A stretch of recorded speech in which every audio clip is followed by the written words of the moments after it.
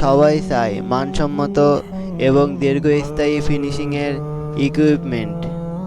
তাই আমি আপনাদের কথা চিন্তা করে প্রত্যেকটি ডাম্বেলে সুন্দর ফিনিশিং দেওয়ার চেষ্টা করতেছি। এই দেখেন, আমি এখন এই শক্ত ঢালাইয়ের উপরে সোল লাগানোর চেষ্টা করতেছি। এগুলো কি সোল জানেন? ওই যে টালে টালে ব্যবহার করে না, নরম জাতীয়, যেগুলো চাপ দিলে বসে যায়, জুতার সোল মতো এক ধরনের, ওইগুলো ব্যবহার করতেছি। যেন ঢালাইটা তো শক্ত, তাই না?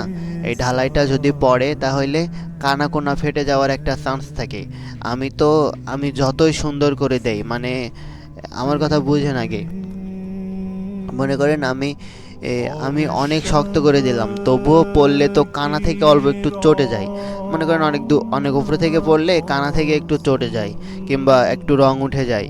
এইটার জন্য আর না হয়, সেই জন্য আমি ওপরে ওপরে সোলটা লাগিয়ে দিচ্ছি।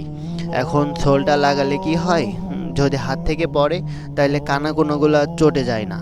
এবং ঢালাইটা তো শক্ত, ঢালাইটা যেহেতু শক্ত, সেহেতু